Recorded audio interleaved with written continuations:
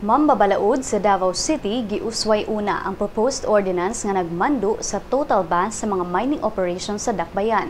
Mato ni Councilor Bernard Alag nga kinahanglan pa sila og dugang resource persons gikan sa Department of Natural Resources ug City Planning nga mohatag og legal issues kalabot sa maong balaod nun.